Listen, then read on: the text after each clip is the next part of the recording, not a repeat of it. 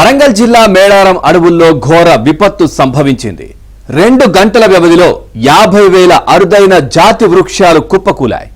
200 హెక్టార్లలో వలయాకృతిలో ఒకేసారి చెట్లు కూలిపోయాయి.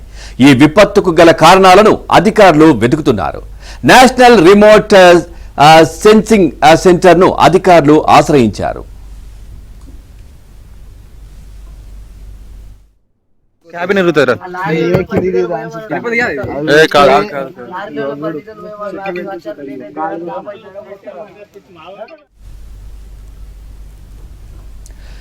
చూస్తా ఉన్నాం వరంగల్ జిల్లా మేడారం అడవుల్లో ఘోర విపత్తు సంభవించిన దృశ్యాలు. 2 గంటల వ్యవధిలో 50,000 అరుదైన జాతి వృక్షాలు కుప్పకూలాయి. 200 హెక్టార్లలో వలయాకృతిలో ఒకేసారి చెట్లు కూలిపోయాయి. ఈ విపత్తుకు గల కారణాలను అధికారులు వెతుకుతున్నారు.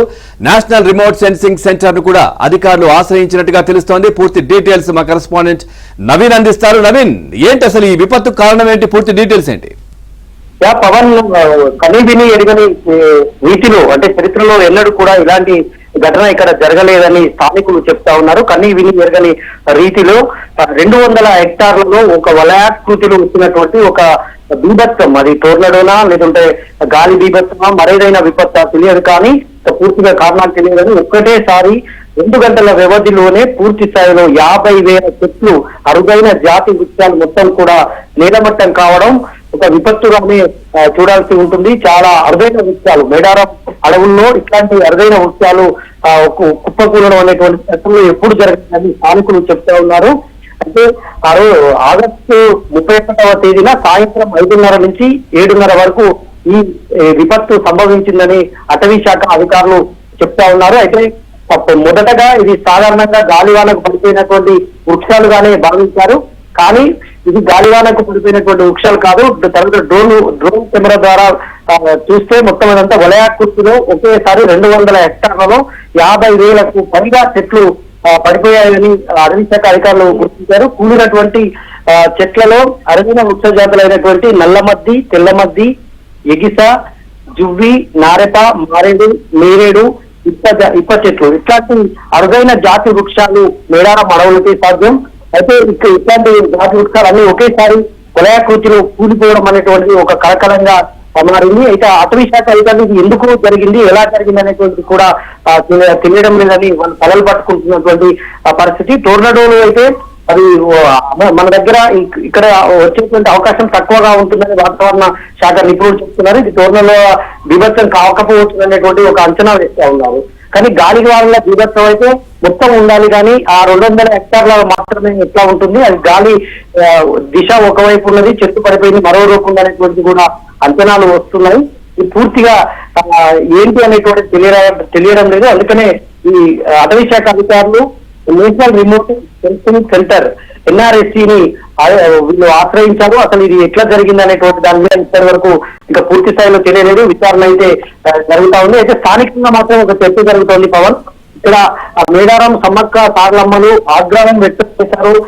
ఆగ్రహం వల్లనే ఇట్లాంటి విపత్తు సంభవించిందనేది స్థానిక ఆదివాసీలు చెప్తున్నటువంటి మాట. ఇది అది స్థానికంగా చర్చ జరుగుతుంది, కానీ దీన్ని మనం పరిగణనలోకి తీసుకోలేము. అయితే పూర్తి స్థాయిలో వాతావరణ శాఖ అధికారులు ఒక రిపోర్ట్ దీని మీద ఇస్తేనే, NRSC అధికారులు దీని మీద ఒక రిపోర్ట్ ఇస్తే మాత్రమే ఎలా జరిగింది అనేటువంటి ఒక అంచనా మాత్రం తెలుస్తుంది. అప్పటి వరకు ఇది ఒక సస్పెండ్ గానే మనం చూడాల్సి ఉంటుంది. మొత్తం కూడా అసలు ఇట్లాంటి కనివిని ఎరగని రీతిలో గతంలో కూడా ఎప్పుడు ఏటూరు, నాగారం, ములుగు జిల్లా ఏజెన్సీలో ఎప్పుడు కూడా ఇలాంటి పరిణామాలు జరగలేదు.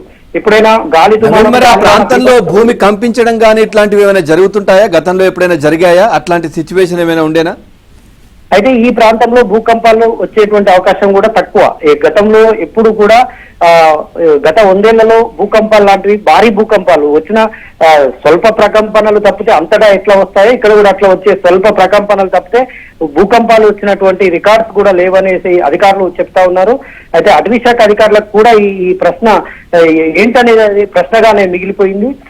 ఇప్పటి వరకు పూర్తి స్థాయిలో వాళ్ళు రాష్ట్ర స్థాయి అధికారులకు సమాచారం ఇచ్చారు, వాళ్ళు నేషనల్ రిమోట్ సెన్సింగ్ సెంటర్ కు సమాచారం ఇచ్చారు. ఆ వాతావరణ శాఖ అధికారులు ఇవాళ వచ్చేటువంటి అవకాశం ఉంది.